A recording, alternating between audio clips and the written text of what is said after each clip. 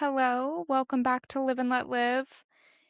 It has been a busy month and a half since I've posted on this podcast, which is the exact opposite of what I was planning on doing, but I also just want to keep this fun. Like I've said before, like this is supposed to be fun for me, and when I'm overwhelmed and overworked, I just have no motivation. I actually filmed an episode and never edited it, so yeah, we're just gonna start fresh. We're gonna scratch that episode and start from where we're at now because I think I have a lot to talk about today. School started back up, and I've been going to school for 3 days a week and then working the other 4 days of the week, which I've gotten a couple of those days off, like gotten them covered or got cut or something. I haven't actually had to do that every single week, but that's been like my schedule. So I can't schedule anything on those days. Like I can't count on having them off. So I've had to have a little talk with work and be like, please, can I have one day that I'm not at school off so that I'm like not doing anything? And I decided to drop one of my classes because I'm insane for signing up for 6 classes. I only need 5. So we're dropping a class. I feel so much better because I was getting behind in that class. And one thing, I am a procrastinator, but since I've went back to college, I have not gotten behind on homework. Like I didn't ever really turn in late work. So it's been unusual for me, and I've just been trying to get my feet under me again. So, on top of all of that, I got accepted into a study abroad program, and I'm so freaking excited. I'm going to Poland in May, and I've never left the country, so this is going to be a brand new experience for me. Plus, I'll get 3 credit hours for going, and the 3 credit hours I'm losing by dropping a class, it'll even out. It'll be perfect. So, I'm super excited about that. I've been online shopping for outfits because I want to look put together there. I don't exactly wear cute clothes ever, so I want to have like outfits. I don't know, I just want to like feel good. I want to take cute pictures. I want to have the memories of like my first time out of the country. And I don't want to be in a jeans and a hoodie every single day. So I've been planning my outfits and just daydreaming about what that experience is going to be like. I'm like over the moon. I do have to say, that does remind me, my last episode, I have a couple of things to address about that. First of all, I said that I wanted to be completely consistent with this podcast. Like I said, I want this to be something I do for fun. So if I'm completely overwhelmed in other aspects of my life, this is going to get kicked to the back burner, unfortunately. But beyond that, I was saying that I was super excited about something. I don't remember what I was talking about, but I said something about being so excited that I was jumping from the rooftops instead of what I meant to say, which was screaming from the rooftops. Like, you're so excited about something, you just want to scream it from the rooftops. I said I'm so excited that I'm jumping from the rooftops. I literally cried laughing because I was just like, what on earth?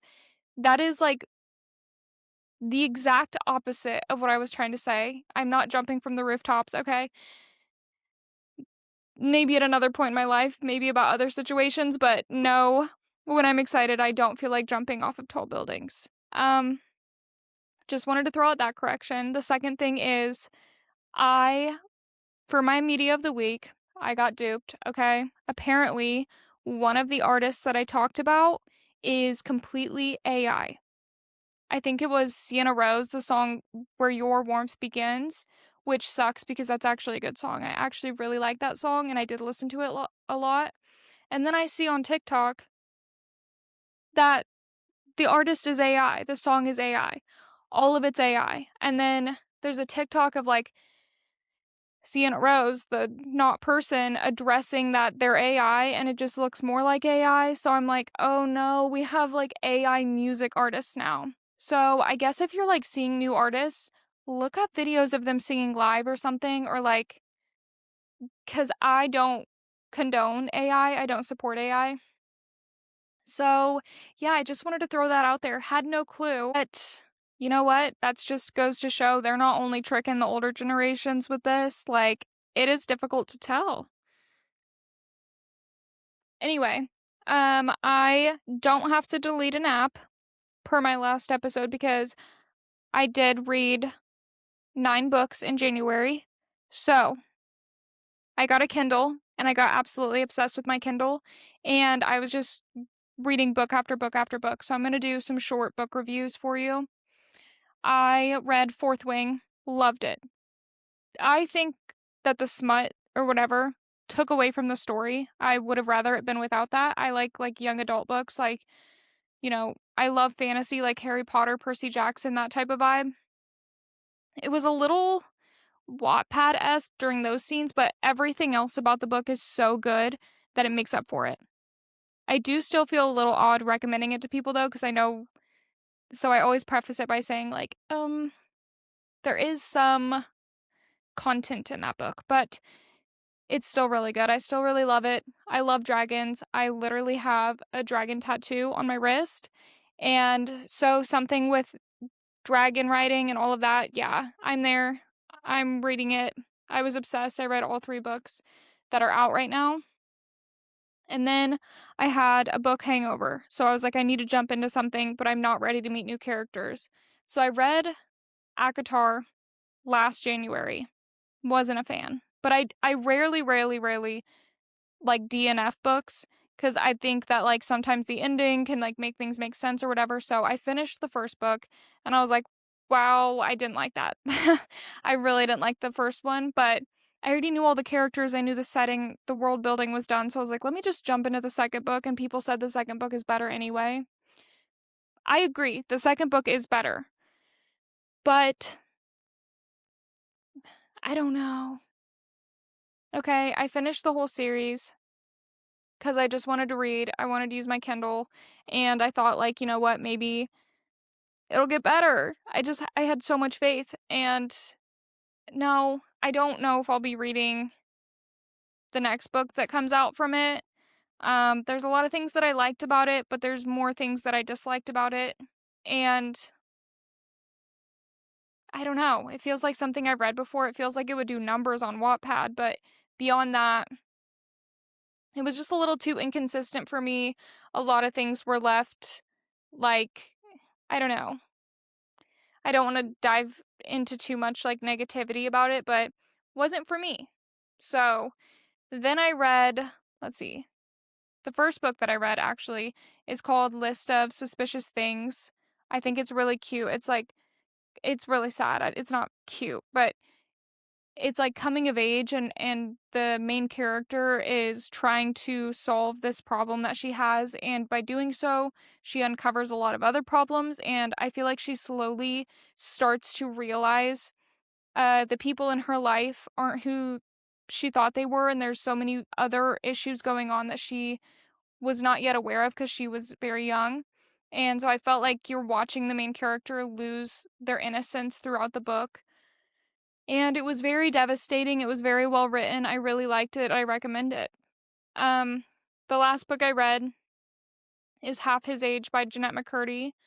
Very blunt book, very straightforward book, very, very good. I think Jeanette McCurdy is such a good writer, and she's very direct, which I think that subject matter needed to be direct.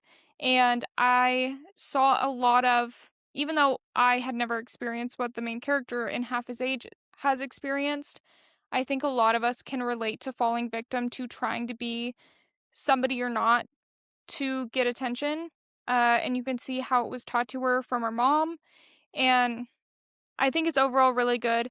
I definitely say, like, if you do not want to read some sensitive content uh, in a different way than smut, it's more so, like, uncomfortable and gross to think about this age gap that's happening in the book, but it's a very unique book, and I think Jeanette McCurdy did an amazing job. I'm excited to see what else she comes out with because I think that she's willing to say things that other people are not willing to say. Um, I also saw an interview where the person interviewing her said that it was uncomfortable. And Jeanette said that she wants to hear more about that. It interests her when people say that they're uncomfortable. And it made me think a lot about why I was uncomfortable. And I think the thing that made me uncomfortable was the age gap and reading in detail about that. But yeah, there's a lot of things that could be said about the book, and I can understand why it wouldn't be somebody's cup of tea just because of the sensitive, things happening in it, but really good. I don't know what to read next. I'm kind of in a drought right now. I think I'm going to read Practical Magic because it was recommended to me by a friend. So we're probably going to start that after I do homework tonight because even though I'm dropping a class, I still need to be a little bit proactive. I've got some big things happening. So beyond that, other things that happened in the past month. I planned my brother's proposal. Everything that went wrong, or everything that could have went wrong, okay? So, this was my original plan, okay? My brother got the ring. He, told me, I'm gonna let you take the reins on this. Because initially he was like, no, no, no, no, no, to everything that I was saying. And I was just like, let me tell you, if you're gonna do it right, okay? Because me personally, I do not want a proposal. I don't want a scene. I don't want any of that. I just want it to be a conversation between me and my boyfriend to say, like, we're ready for this. And I want to pick out my ring. Spoiler, I've already picked out my ring. It's being made right now. But anyway, yeah, me and my boyfriend, we had a conversation and we said, what's the timeline where we want to be married? What's the timeline where we want to start having children? It's very important to me, even though I already live with my boyfriend, we have a house together. I think when you bring a child into it, you have to be a lot more selective than choosing to live with somebody. It's a much bigger commitment to me. I want to choose the person who is the other half of my child very selectively. So I think I want to be committed to this person marriage wise because, first of all, if we are going to start a family together, I want to be family. I want to join our families. I want to have the same last name. Those things are important to me. Not that marriage itself really changes anything. I mean, it does, but it doesn't. Like, I think, I keep telling my boyfriend, no matter what, after wedding day, we're going to come home and it's going to be exactly how it is right now. That's the thing. But the legal protections of it, like, I want him to be considered my family. I want him to be uh, the person who makes hard decisions for me if I'm incapable. Like, what do they call it? Power of attorney. Um, and I want to feel secure that if anything happens to him, I have that same, he's my best friend. He knows everything that I want in situations where I can't speak for myself. So that's why marriage is important to me. And it doesn't always go that way. Like my little sister, she had a child with the person she's dating now, and they were not together the first 2 years of my niece's life. And they got back together recently, and things have been going really well. But not to say everyone has to be cookie cutter, but if I have a say in how things go, I want to be married first. All that to say, I think he might have some cute way of like gifting me the ring or something like that. But anyway, my brother is a different story. He wanted it to be a surprise. He wanted it to do it that way. And he had already talked to his girlfriend about marriage and everything like that. So he wanted to do it a certain way. So I was like, okay, if that's the route you're taking, then these are the things that you need to do. First, his fiance now. His fiance, she has very beautiful professional pictures done of her and her son. I see on her Facebook, everything is so artsy and cute, and she just has a certain aesthetic. So I'm like, okay, we need to match this aesthetic of how things are going to go. She's very close with her family. I'm like, she's going to want her family, which I hope that she wanted all this. I was assuming, but if I would have let my brother do this, he was going to do it at Ruth's Chris over dinner. So I was just like, let me make it a little bit more intimate and romantic, and we can have everybody meet at a bar after, and you can take her to celebrate and whatever. So here's my plan. finally, let me get to it after my whole spiel. I work at this restaurant and we have a patio. In the summer, people can sit outside, whatever. In the winter, we have these like cute igloos and they're heated and cute little lights and they're decorated for Valentine's Day right now. So I was like, okay, I'll rent you an igloo at 5 when the sun sets because, oh my gosh, I forgot to mention the patio looks over a lake. So the sunsets are beautiful over the lake. So I was like, okay, the sun is going to set around 6:17. I have a photographer booked. She will get there right before sunset. So you have an hour to eat. I'll be there, but she won't see me. And I will text you when the sun starts to set. And I'll have this cute little area for you. I put a cute little white blanket out on the patio, some fairy lights, a bouquet of red roses with baby's breath, and then I had some candles set around the blanket to make a cute little area for him to like get on one knee and propose. So my brother shows up an hour late, okay? They don't get there till 6. So I'm like, okay, it's okay. You're just gonna have to propose like before your food comes out because the sunset is gorgeous and that's what you're going to want as your background. Like, we don't want it to be dark outside. He gets there and he forgot the ring. The one thing he needed to bring with him. I brought everything else. I had everything set up. Forgets the ring. So I'm like, oh my God. So I've been putting out fires because not only is he an hour late to his reservation, which I don't think we would typically take somebody an hour later after the reservation. You know, we usually have a 2-hour time slot so that we can book it 2 hours later and have somebody else come in. Luckily, nobody had booked it after him, so we were fine, but it was still stressful. And then her whole family, my whole family, was going to be in the bar area so that they'd come out of the igloo, he'd propose, and then he'd bring her back inside the restaurant to the bar area, and everybody was there. We'd all have a drink and celebrate with them. It was going to be a cute little moment, something simple but cute. So her family was already on their way because her family's arrival time was 6:15. So that we could sneak in and stuff after they're already, done having dinner. He proposes, blah blah blah. So they're already on their way, and he texts them and's like, "Can you please turn around and go get the ring? I left it at your house." And they turn around. They are flying to get there because they live a distance away. And they get there with the ring at 7 o'clock. My brother keeps coming out of the igloo. Keep in mind, she can't see anything in the igloo. It's like pretty private. But he keeps coming out of the igloo to come inside and like try to get the ring or like go to the bathroom or talk to me about the plan or whatever. He's so nervous. And so the proposal doesn't end up happening until 7.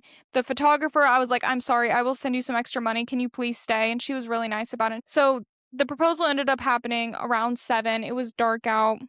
I was trying to get the lights over the patio turned on, which I couldn't get them turned on. And then proposal goes great. He's like, "Tell everyone who wants to watch, come out there." So we all come out there.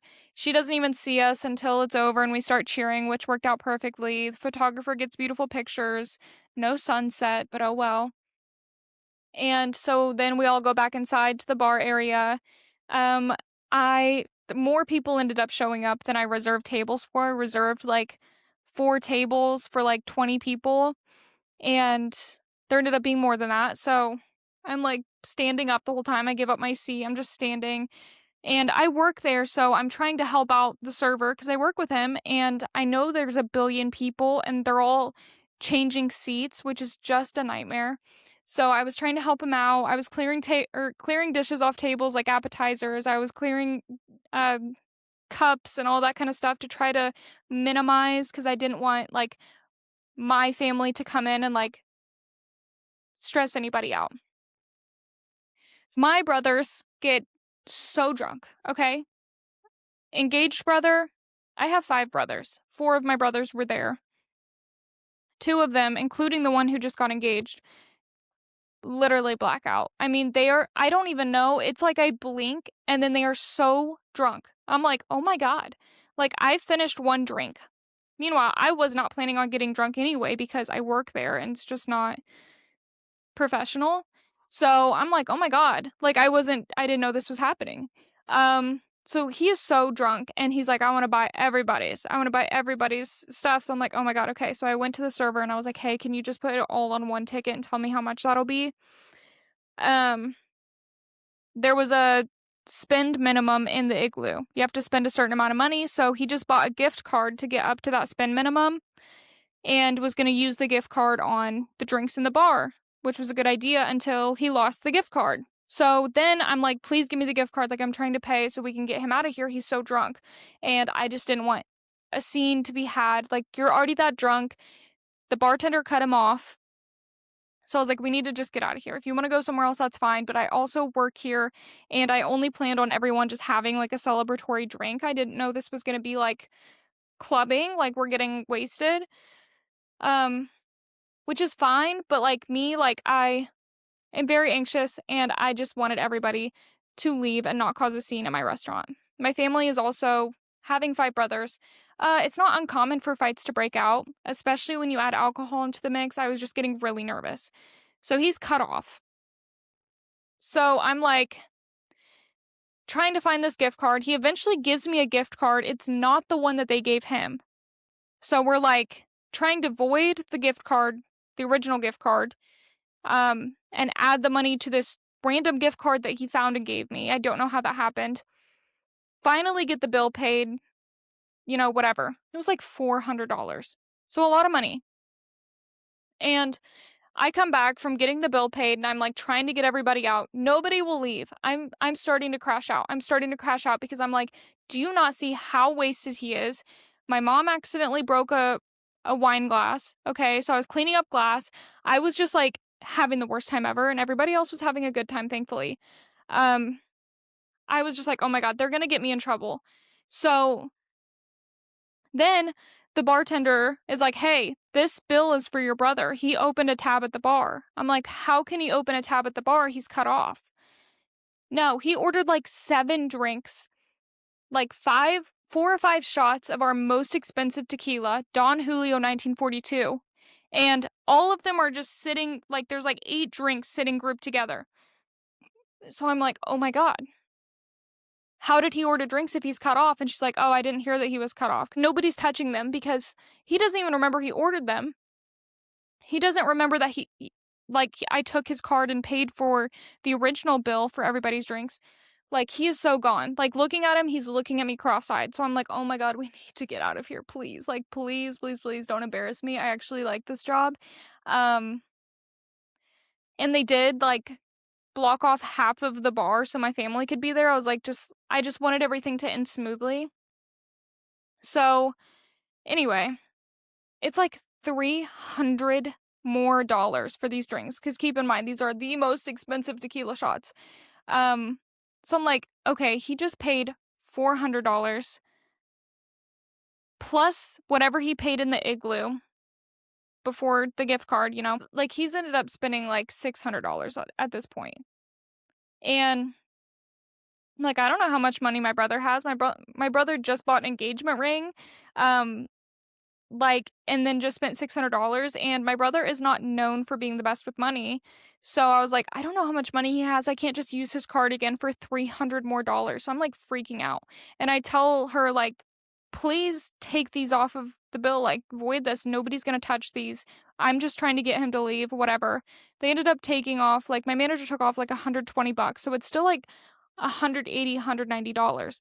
And so I go grab his brand new fiance because he can't even look at me. And I'm like, I'm so sorry. I don't have the extra $200 right now. Like, he ordered these drinks. Like, what should I do? And she's like, I'll just pay for it. I was like, I'm so sorry. Like, I gave her a $50 bill. My oldest brother ended up giving her like $75. So we paid for like 125 of the 190. And then just the drinks were just like, whoever wants these, take them, I guess, because we had to pay for them. So now I'm freaking out, and now I'm telling everybody, go, get out, get out, get out. Because one of my other brothers is also so wasted and so loud, and I'm just like, oh my God, you guys are all stressing me out. This is a restaurant. Like, yes, it's a bar, but like, it's a family restaurant still. I was having the crash out of a century, and I finally am like, hey, everybody, let's go outside and take pictures. Let's get pictures done. I want to get a picture with everybody. People are starting to leave, and I want to get pictures. So I get most of the people outside to take pictures.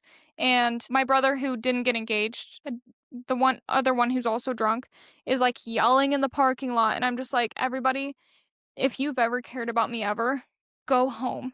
You are all way too turned. Like, for being at my workplace, I was just wanting to do it here because it's beautiful, it's intimate.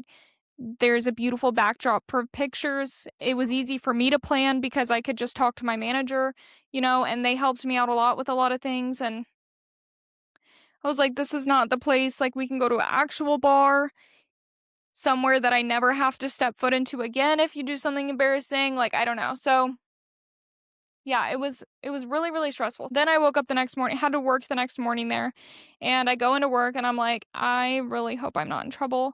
Like, and apparently everything was fine. Um, every single person had a great time except for me. So I think that maybe I should just never be in charge of anything ever again, or have any responsibility for anything to fall on me ever again, because I apparently cannot handle it. I apparently crumble under pressure. So I don't know. My boyfriend said like it's like a valid crash out, but like nobody's as upset as I think they are, and I think that's a valid take. It just was me versus every possible bad thing that could happen. But all in all, they had a great time. My brother's engaged. What else has been happening? We've been having some plumbing issues. Wow, what a step down from talking about weddings. But yeah, we just like could not flush our toilet randomly. And after having a plumber come and tell us it's 100% our toilet that's clogged, like there's something in our toilet, like maybe a kid put a toy in there or something, we get a new toilet. It won't flush. So we're like, okay, so we've already paid for one plumber, bought a new toilet, installed that, and we're still back at square one. We had a second person come out. They were like, it's 100% your pipes that go to the road, whatever. It was that. Got those cleared out, smelled awful outside my house for a while, but then we could flush. And then again today, we had another problem with flushing, had to have them come back out today. And so it's just getting clogged up like a bunch. And for it to happen again so soon is just stressful. So we also have that on our hands. Let's see, media review from Completely Human artist. Honestly, I'm just gonna say Therapist came back this week, so I've been listening to Therapist. I haven't really been listening to music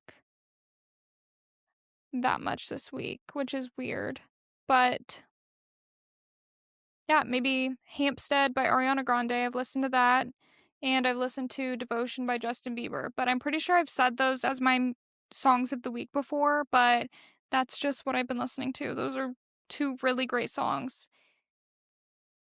I've been watching Traitors. I love it. I will say about Traitors, like everyone is so mad at Rob, but I think that when you're a traitor, it's just kind of like a rule. Like, if you are going to shoot yourself in the foot and your name is out there and people are coming for you, like, it would just make no sense for somebody that you're not aligned with publicly to defend you. So I think that Lisa kind of did that one to herself. And it's unfortunate that Rob had to go with his alliance, but it's what made the most sense. And then everything that Candace did after that to like avenge Lisa immediately shone the spotlight on her. And I don't think Rob could have prevented that. Like, she did that to herself. And Rob has played a really good game. And I don't think, maybe it wasn't the greatest thing to specifically come after Lisa. But he had to go with his alliances. Like, he had to not be suspicious. So I'm nervous to see how it turns out. I'm rooting for both the traitors and the faithfuls. So I don't know. It's actually been a really freaking good season, though. I think that it's been super interesting and fun to watch. Let's see. I'm still so excited for The Bachelorette to come out with Taylor Frankie Paul. We also have the Hannah Montana 20th anniversary special, which I think Alex Cooper is hosting. I'm kind of disappointed that it's not Rico and Jackson. What are their real names? Moises and Jason Earls. I wish that they were hosting it because, come on, that would be hilarious. But I'm excited for literally anything that Miley Cyrus will do surrounding Hannah Montana because I grew up on Hannah Montana and I've loved Miley Cyrus my whole life. So I'm super excited to see that in March. We have some really good things coming out in the media. And then let's see. I don't really have a riddle today. Sorry. We'll get back to that next time. I'll have one prepared. I just think I need to edit this like right now. That's all I have to yap about right now. I hope you've had a really good month and a half. And I will see you again when I see you. I'm hoping it's a week, but every time that I say that, I break that promise. So we're just gonna see how things go. And I'll update you when I have my ring. And yeah, let me know what you all have been up to, how school is going if you're in school. Thank you for listening and coming back to what you probably thought was a forgotten about podcast. Okay, love you all.